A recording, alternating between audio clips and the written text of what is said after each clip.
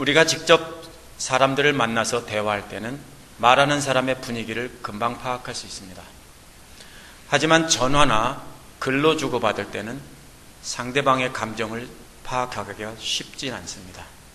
갈라디아서도 바울이 갈라디아 교회들에게 보낸 편지이기 때문에 이 편지의 분위기를 파악하는 것이 갈라디아서 전체를 이해하는 열쇠가 됩니다.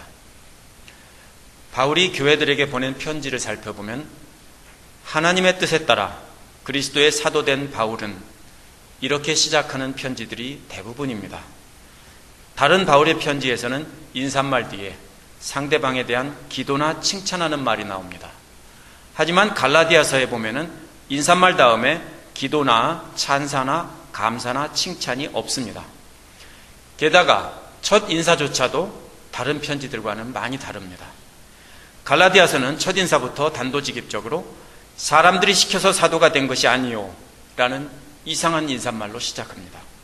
이렇게 이상한 인사말은 어떤 바울 편지에도 없습니다. 첫 인사부터 갈라디아서는 분위기가 심상치 않다 하는 것을 알 수 있습니다. 이는 바울이 갈라디아 교회의 문제 때문에 용광로처럼 빨갛게 달아오른 분노를 지니고 있었기 때문입니다. 이 분노는 하지만 개인적인 감정의 분노가 아니고 사복음서에 모두 기록된 그리스도께서 성전에서 팔고 사는 사람들을 내쫓으셨던 분노와 같은 그런 분노인 것입니다. 무엇 때문에 이렇게 극단적인 분노를 표시하고 있을까요? 처음부터 그 이유는 오늘 본문인 6절에서 10절 사이에 나와 있습니다. 특히 6절이 바울의 분노를 잘 표현하고 있습니다. 함께 6절을 읽어보겠습니다. 여러분을 그리스도의 은혜 안으로 불러주신 분에게서 여러분이 그렇게도 빨리 떠나 다른 복음으로 넘어가는 데는 나는 놀라지 않을 수 없습니다. 바울이 분노한 이유는 바로 그렇게 쉽게 다른 복음으로 넘어갔다는 데 있습니다. 갈라디아 성도들이 바울을 통해서 그리스도의 복음을 영접하고 은혜가 충만했었는데 바울이 떠나자마자 그 복음을 버리고 다른 복음을 받아들였다는 것입니다. 6절에서 탄식하는 말 중에 그렇게도 빨리 떠나에서 떠나라는 말은 문자적으로 다른 것으로 바꾼다는 말인데요. 주로 고대 그리스의 금욕주의 학파의 한 철학자가 쾌락주의의 학파로 전향했을 때 쓰였습니다. 이는 마치 일본군과 대항해서 싸우던 독립군 중에 일부가 동료 독립군들을 쏘아 죽이고 사람들을 이끌고 일본군 편에 가담해서 독립군들을 향해서 총을 겨누고 싸우고 있는 것과 같은 것입니다. 이는 또 세종대왕의 사랑을 받던 신숙주가 그 아들 문종에게 충성하다가 갑자기 세조에게 넘어간 것과 같은 말입니다. 그렇게도 빨리 변절한 신숙주의 이름을 따서 오늘날도 녹두나무를 숙주나물이라고 부르는 것입니다. 바울이 이처럼 깜짝 놀라며 탄식한 이유는 그리스도의 은혜 안으로 불러주신 분을 숙주나물처럼 그렇게 신숙주처럼 빨리 떠났기 때문입니다. 아무런 자격도 없는 죄인들을 불러서 그리스도의 죽음을 통해 죄 용서하시고 받아주셨는데 바울이 떠나자마자 얼마 안 돼서 바로 다른 복음을 받아들이고 변절했기 때문입니다. 바울이 다른 복음이라고 부르는 것은 무엇일까요? 다른 복음은 누가 전했을까요? 다른 복음을 전한 거짓 교사들에 대한 정보가 7절에 나와 있습니다. 7절을 함께 읽어보겠습니다. 실제로 다른 복음이 있는 것은 아닙니다. 다만 몇몇 사람이 여러분을 교란시켜서 그리스도의 복음을 왜곡시키려고 하는 것뿐입니다. 7절은 갈라디아 성도들이 은혜의 복음에서 떠나 한 거짓 교사들의 활동을 묘사하고 있습니다. 바울이 다른 복음이라고 불렀지만 거짓 교사들이 전한 복음은 사실상은 복음이 아니라 그리스도의 복음을 왜곡하던 것뿐이라는 것이 7절의 내용입니다. 이 복음을 왜곡하던 사람들이 누구냐 하는 겁니다. 바울이 접하고 있는 이 문제와 똑같은 문제를 다루고 있는 것이 사도행전 15장에 나오는 예루살렘 공의회입니다. 예루살렘 공의회는 이방인들에게 전도할 때 율법과 할례를 어떻게 할 것인가 하는 문제를 다룬 회의였습니다. 아주 중요한 회의였습니다. 예루살렘 공의회는 일반적으로 AD 50년에 열렸다라고 여러 가지로 증거가 뒷받침을 하고 있습니다. 갈라디아서는 49년에 쓰인 겁니다. 그러면 예루살렘 공의회는 바울이 갈라디아서를 쓴 후에 열린 것이 됩니다. 1년 후에 쓰여진 것이 됩니다. 그렇다고 본다면 사도행전 15장 24절은 이들과 같은 무리들에 대해서 말하고 있는 것이 되는 것입니다. 사도행전 15장 24절에 보면 사도들이 시키지도 않았는데 가서 사람들을 어지럽게 한 사람들이 있다고 이렇게 이야기하고 있습니다. 이들이 교회를 혼란에 빠뜨리고 복음을 왜곡시켰던 것입니다. 이들은 어떤 신앙을 가진 사람들일까요? 이들이 어떤 사람들이길래 자기들의 신앙을 전파하기 위해서 예루살렘에서 갈라디아까지 갔을까요? 한번 지도 한번 보시죠. 한번 넘겨보세요. 지난주에 보여드렸던 지도입니다. 저 갈라디아라고 쓴 것이 지금 터키의 중앙부에 있는데요. 그분이 한번 더 눌러보세요. 저 부분이 바로 바울이 교회를 세운 갈라디아 교회들이 세워져 있던 곳입니다. 한 페이지 더 넘겨보십시오. 그러면은 비시디아, 안디옥, 이고니온, 루스드라, 더베, 이곳이 바로 갈라디아서의 수신자들이 있는 곳입니다. 한번 상상해 보십시오. 예루살렘에서 저기까지 가려면은 제가 지도를 가지고 구글 어스를 가지고 재봤습니다. 대충. 그러니까 800마일 정도 됩니다. 빌락시에서 오클라호마 시티까지 정도 거리가 됩니다. 별로 안 멀다고 생각하시죠?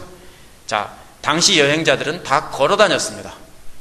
한번 상상해 보십시오. 걸어서 쭉 올라가서 안티오크까지 간 다음에 거기서 돌았다고 상상을 해 보십시오. 800마일을 걸어갔다고 얼마나 걸릴까 한번 계산을 해 보십시오. 엄청난 거리입니다. 엄청난 돈이 드는 여행입니다. 배를 타고 갔다고 해도요, 예루살렘에서 저기까지 배를 타는 비용은 오늘날 항공료 정도가 아니라 엄청난 돈이 드는 비용이었습니다. 동력이 있는 것도 아니고 돛을 달고 가는 배들입니다. 자, 여기서 제가 이걸 왜 보여드리냐면은 이 거짓 교사들의 열정이 얼마나 대단한가 한번 상상해 보십시오. 어떤 열정을 가졌길래, 도대체 어떤 마음이 있길래 예루살렘에서 저까지 쫓아가서 바울의 뒤를 바로 따라가서 바울이 전한 복음을 뒤집어 놓은 겁니까? 대단한 사람들입니다. 강한 신념으로 무장된 사람들입니다. 오늘날 이단들도 이와 똑같습니다. 우리 정통 크리스찬 신앙을 가진 사람보다 훨씬 강한 열정으로 믿는 자들을 넘어뜨리려고 우는 사자같이 쫓아다닙니다. 이것을 아셔야 됩니다. 이들이 이렇게 먼 곳까지 가서 복음을 전한 이유는 바로 뭐냐 하면은 예수만 믿음으로 구원받는다는 것이 말도 안 된다라고 생각했기 때문입니다. 이들이 전한 다른 복음은 사도행전 15장 1절에 나와 있는데 모세의 관례대로 할례를 받지 않으면 구원을 받을 수 없다라는 것이었습니다. 이것이 바로 저들이 전한 다른 복음입니다. 다른 복음은 모세의 율법과 할례입니다. 할례를 받고 율법을 지키는 것이 구원받는 길이지 무슨 그리스도를 믿음으로 구원을 받느냐, 이것을 주장하는 것입니다. 이들의 문제점이 뭡니까? 이들이 그리스도를 믿는다고 이들도 인정을 했습니다. 자기들도 그리스도를 믿는다라고 말을 합니다. 하지만 그리스도께서 시작하신 복음을 모세가 완성하게 해야 한다거나 아니면 여러분 스스로가 율법을 지켜서 여러분 스스로가 구원을 완성해야 한다는 것입니다. 다시 말하면 그리스도는 단지 복음을 시작한 것에 불과하고 여러분이 모세의 율법을 뭡니까? 창출 레민신, 창세기부터 신명기까지 나와 있는 그런 말씀들을 잘 지킴으로써 바로 구원이 완성된다라고 하는 것입니다. 바울이 이러한 다른 복음에 대해서 울분을 토한 이유가 뭐냐면은 그리스도를 통해서 은혜로 거저주시는 하나님의 은혜를 인간의 노력의 산물로 바꾸어 놓았기 때문입니다. 8절에서 10절은 이러한 거짓 교사들에 대한 반응입니다. 그 중에서 8절, 9절은 두 번씩이나 반복된 저주를 받으라 라는 말을 담고 있습니다. 이 표준세 번역에서는 참 점잖게 번역이 됐지만요, 원어에서는 명령문입니다. 말을 쭉 한 다음에 저주를 받으라 하고 외치고 있는 겁니다. 섬뜩하지 않습니까? 두 번씩이나 8절, 9절에 보면 저주를 받으라 라고 말하고 있습니다. 함께 읽어보겠습니다. 그러나 우리들이나 또는 하늘에서 온 천사들일지라도 우리가 여러분에게 전한 것과 다른 복음을 여러분에게 전한다면 마땅히 저주를 받아야 합니다. 우리가 전에도 말하였지만 이제 다시 말합니다. 여러분이 이미 받은 것과 다른 복음을 여러분에게 전하는 사람이 있다면 그가 누구든지 저주를 받아야 마땅합니다. 참 너무 점잖게 번역돼서 제가 조금 불편합니다. 하지만 여기서 있다면 저주를 받아라 이렇게 바꿔서 읽어야 됩니다. 여러분에게 다른 복음을 전하는 사람이 있다면 저주를 받으라 이렇게 말한 겁니다. 8절 9절의 핵심 단어는 뭡니까? 저주입니다. 저주가 뭡니까? 이는 구약 성경에서 나온 말인데요, 죄악이 너무 극심해서 도저히 하나님께서 놔두고 볼 수 없을 때 싹 진멸해 버려야 된다. 그래서 하나님 앞에 바쳐져야 된다는 것이 바로 저주입니다. 여리고성 작전 때 가나안 사람들을 완전히 진멸하라고 했습니다. 그것이 바로 저주입니다. 또 사무엘상 15장에서 사울에게 아말렉 사람들을 진멸하라고 했는데 조금 남겨뒀습니다. 그것이 바로 저주입니다. 왜요? 너무나 죄악이 극심해서 하나님께서 두고 보실 수 없기 때문에 쓸어버린 것이지, 이것이 이스라엘 사람들이 훌륭해서 그들은 살려주고 저들은 멸하게 이기도록 해준 것이 아닙니다. 이것이 바로 저주입니다. 하나님의 저주입니다. 그래서 바울이 말하는 저주는 뭡니까? 하나님께서 싹 쓸어버릴 것이다, 이런 말씀입니다. 복음을 왜곡한 사람들에 대해서는 하나님께서 진멸할 것이다. 이러한 저주는 복음을 왜곡시키는 누구에게나 내려졌다는 겁니다. 처음 갈라디아를 세웠던, 교회를 세웠던 바울 자신도 포함해서입니다. 바울 자신도 만약에 복음을 조금이라도 왜곡한다면 저주를 받으라고 자신에게도 말하고 있는 것이고, 천사라도, 하늘에서 내려온 천사라도 이 복음을 왜곡한다면 저주를 받으라는 것입니다. 이 말은 어느 누구든지 예외 없이 저주를 받으라는 것입니다. 하나님의 은혜로 구원을 받는다는 복음을 인간의 노력으로 구원받는다라고 바꿔놓는다면 누구나 예외 없이 저주를 받을 것이라는 겁니다. 두 번씩이나 말하고 있는 이유가 뭡니까? 전에 말한 것이 조금도 과장됨이 없는 사실이다라는 겁니다. 하나님께서 분명히 심판하실 것이다. 이것이 두 번씩이나 저주를 받으라고 강조한 것입니다. 갈라디아의 거짓 교사들은 우리 주께서 마태복음 7장 15절에서 말씀하신 양의 탈을 쓰고 온 이리입니다. 이들은 자신들도 그리스도를 믿는다며 갈라디아 교회에 들어왔을 것입니다. 자신들은 예루살렘 교회에 사도들이 보내서 왔다고 소개했을 것이고, 바울은 사도가 아니니까 그의 복음을 듣지 말라고 했을 겁니다. 오늘날 이단들도 이처럼 양의 탈을 쓰고 들어옵니다. 이들은 똑같이 성경 보고 똑같이 기도하며 스스로 정통 보수라고 합니다. 이들도 갈라디아의 거짓 교사들처럼 은혜의 복음은 시작에 불과하고 구약 성경의 말씀들을 잘 지켜야 구원받는다라고 교묘하게 왜곡시켜서 그리스도의 복음을 값없는 것으로 만듭니다. 절대로 속지 마시기 바랍니다. 이들의 목적은 바로 세우려는 것이 아니라 아무도 구원받지 못하게 하려는 것입니다. 하지만 여러분 중에 어떤 분은 아직도 바울이 왜 그렇게 심각하게 느끼며 그렇게 극단적인 말을 사용했느냐라고 질문할지도 모릅니다. 별것도 아닌 것을 가지고 그렇게 저주까지 할 필요가 있느냐라고 질문할지도 모릅니다. 그 이유는 두 가지입니다. 하나는 그리스도의 영광이 멸시받을 위기에 처해 있기 때문입니다. 저들이 그리스도의 복음을 인정하면서도 율법도 지키고 할례도 받아야 한다면 그리스도께서 십자가에 죽으신 것은 미완성이고 아직 부족한 것이므로 어떻게 되는 겁니까? 그리스도의 죽음 자체가 목적이 사라져버리는 것입니다. 우리가 어떻게 생각하면 맞는 것 같습니다. 하지만 완전히 다른 말입니다. 두 번째 이유는 갈라디아 성도들의 영혼이 멸망할 위기에 처해 있기 때문입니다. 바울은 잘못된 거짓 교사들의 가르침 때문에 멸망받을 형제들이 너무나 불쌍하고 안타까운 나머지 이렇게 극단적인 어조로 저주를 퍼붓고 있는 것입니다. 이러한 바울의 마음은 로마서 9장 3절에도 나와 있습니다. 나는 육신으로 내 동족인, 자 함께 읽어보겠습니다. 넘겨보면 있습니다. 로마서 9장 한 장 더 넘겨보면 있습니다. 예, 함께 읽어보겠습니다. 나는 육신으로 내 동족인 내 결애를 위하는 일이라면 내가 저주를 받아서 그리스도에서 끊어질지라도 달게 받겠습니다.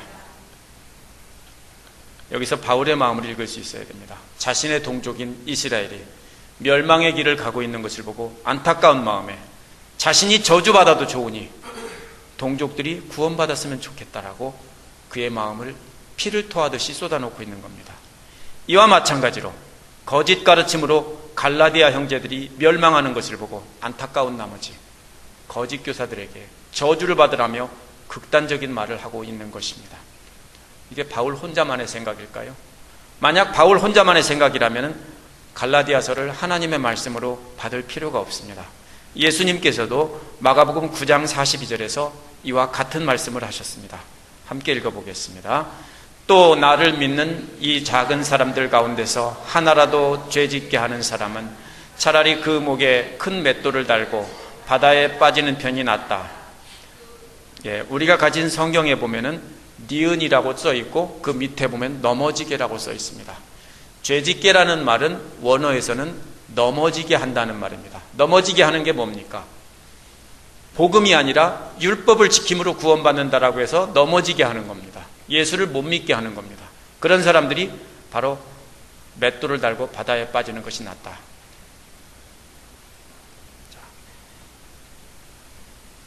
자, 한번 보십시오. 이 말은 교회에 빠지지 말라거나 여러분이 신앙생활 잘하라고 권면했을 때, 실족해서 교회 안 나오게 했을 때 그런 사람이 그러면 맷돌 달고 물에 들어간다는 것이 절대로 아닙니다. 오해하지 마시기 바랍니다. 여러분이 여러분 다른 분에게 그렇게 신앙생활하면 안 돼 라고 책망을 했을 때, 아니면 제가 설교 시간에 책망을 했을 때 그것 때문에 교회 안 나온다면 그건 맷돌을 달고 들어가는 일이 아니라 칭찬받을 일입니다. 여기서 맷돌 매달고 들어가는 일이 어떤 일이냐면요, 복음을 왜곡시켜서 율법을 지켜야 구원받는 것이고 예수 그리스도를 믿음으로 구원받는 것이 아니라고 하는 것입니다. 그렇게 가르쳤을 때 그 사람이 바로 맷돌을 목에다 매달고 물에 빠지는 것이 낫다라고 한 것입니다. 자, 예수님은 생생한 그림 언어를 사용한 것이고 바울은 추상적인 언어를 사용한 것뿐이고 말하고 있는 내용은 똑같습니다. 바울은 즉 예수님께서 말씀하신 것을 그대로 전달하고 있는 것입니다.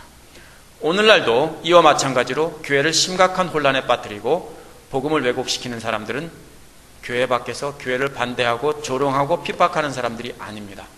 이 사람들은 교회 안에 있습니다. 여러분 중에 있을지도 모르고요, 언제 우리 교회에 들어올지도 모릅니다. 여러분 중에는 없다라고 저는 생각합니다. 하지만 언제 양의 탈을 쓰고 들어올지 모릅니다.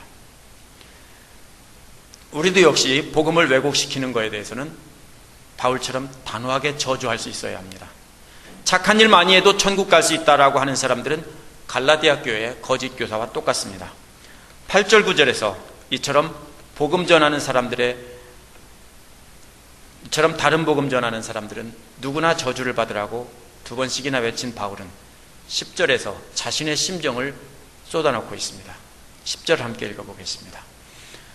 내가 지금 사람들의 마음을 기쁘게 하려 하고 있습니까? 아니면 하나님의 마음을 기쁘게 해드리려고 하고 있습니까? 아니면 사람들의 환심을 사려고 하고 있습니까? 내가 아직도 사람의 환심을 사려고 하고 있다면 나는 그리스도의 종이 아닙니다. 바울 자신이 지금 사람들의 마음을 기쁘게 하려는 거냐, 아니면 하나님을 기쁘게 하려는 거냐 질문하고 있는 것은 분명히 거짓 교사들이 바울을 공격한 내용이 있었기 때문입니다. 거짓 교사들은 바울이 갈라디아에서 전도한 중에 전한 메시지가 저 사람들에게 환심을 사게 하려고 의도적으로 지어낸 반쪽짜리다 라고 주장을 했을 겁니다. 반쪽이 뭐냐? 그리스도를 믿는 것으로 시작해서 율법을 지킴으로 완성되는 그 율법을 잘라내버린 반쪽짜리다 라고 주장을 한 것입니다. 거짓 교사들은 바울을 기회주의자이고 사람들의 환심을 사려는 자라고 공격했습니다. 10절은 그래서 이들 거짓 교사들에 대한 답변입니다. 이는 바울 당시 사람들에게 인기를 끌려고 애쓰던 수사학자들이나 웅변가들에게 비교한 겁니다. 그 사람들은 말쟁이들입니다. 연설을 통해서 사람들을 휘어잡는 사람들이었습니다. 이에 대해 바울이 만약에 자신이 그런 사람들처럼 그렇게 사람들의 마음을 휘어잡으려고 그렇게 했다면 자신은 그리스도의 종이 아니라고 대답하고 있는 겁니다. 데살로니가전서 2장 4절에도 바울은 사람들의 환심을 사려는 것이 아니라 하나님을 기쁘게 해드리려는 것이라고 말하고 있습니다. 우리는 바울에게서 하나님을 기쁘시게 하는 방법을 배워야 합니다. 그는 예수를 영접한 이후에 하나님의 종이라는 것을 깨닫고 어떻게 하면 하나님을 기쁘시게 할까 고민하면서 살았습니다. 여러분이 다른 사람을 전도하면서 하다 보면 참 치사하고 더럽고 안이 꼽다라는 생각이 들 때도 참 많이 있습니다. 내가 자기들 종도 아닌데 내가 이렇게까지 해야 하나 하는 생각이 드실지도 모릅니다. 그래도 참고 하셔야 합니다. 하지만 그들에게 인기를 끌거나 아첨하기 위해서 하는 것이 아니라 그들을 구원해서 하나님 앞으로 인도하기 위해서 해야 되는 것입니다. 바울이 했던 행동은 바로 하나님을 기쁘게 해드리기 위해서 모든 사람들에게 다 마음에 들게 하려고 했던 것입니다. 이런 바울을 향해 기회주의자나 아첨꾼이라고 불렀던 것에 대해서 바울은 대답하고 있는 것이 바로 10절입니다. 바울 자신은 자신이 그리스도의 종이라고 했습니다. 종은 주인이 시키는 대로 일을 해야 하는 사람입니다. 만약 바울이 사람들의 원하는 말을 하고 있고 사람들이 원하는 것을 가르친다면 사람들의 종이라는 것입니다. 하지만 종은 절대로 두 주인을 섬길 수 없습니다. 오늘날은 종이 없기 때문에 이해하기 힘드실지 모르시겠지만 옛날의 종은 주인에게 전적으로 매인 몸입니다. 절대로 자기 하고 싶은 일을 할 수 없습니다. 하나님의 종으로서 바울은 두 얼굴을 가진 사나이였습니다.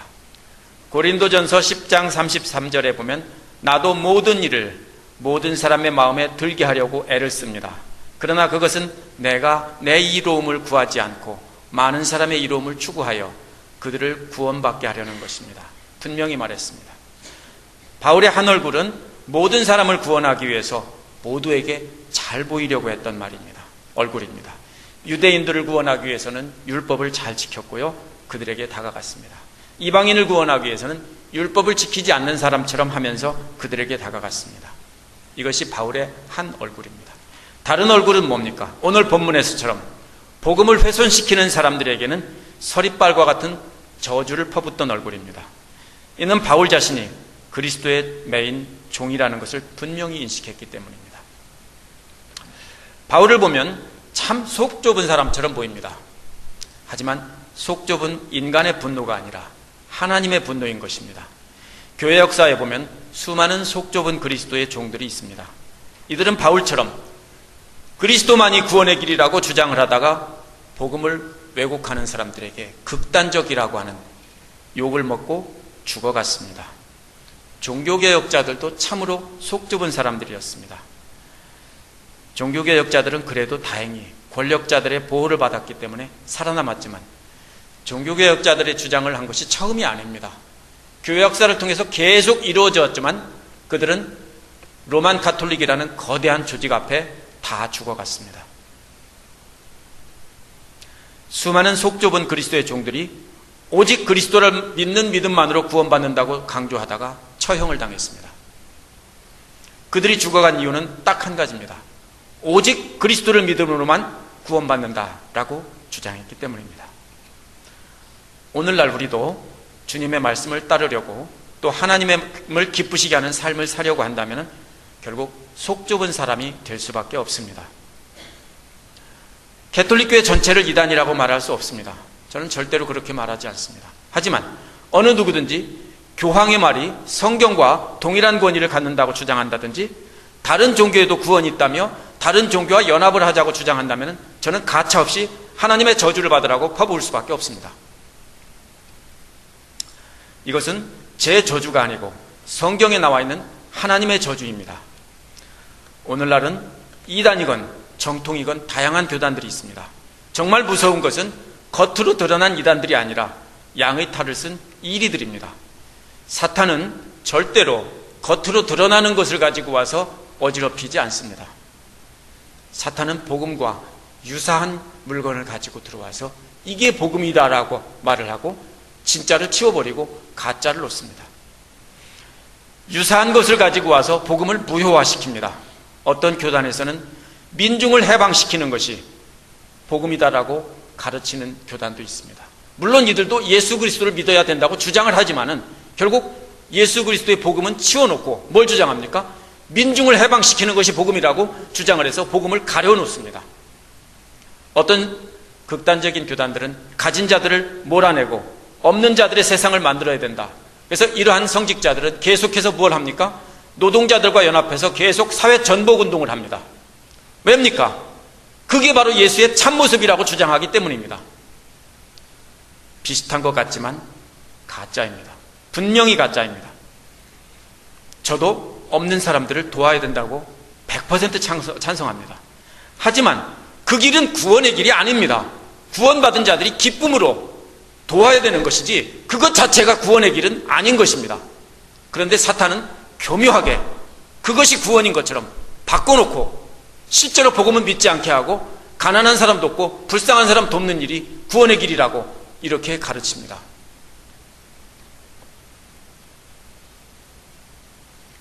누구든지 십자가의 주님의 공로를 땅에 떨어뜨린다면 용서할 수 없습니다. 어떤 이들이 개신교건, 천주교건 모든 종파를 하나로 합치자고 합니다. 참 아름다운 말 같습니다. 좋은 말 같습니다. 하지만 속지 마시기 바랍니다. 그 중에 오직 믿음으로 구원받는다라고 고집하는 이 사람들을 꼴통이라고 부르면서 이런 사람들을 무력화시키기 위해서 하나로 합치자고 하는 겁니다. 하나로 합쳐보면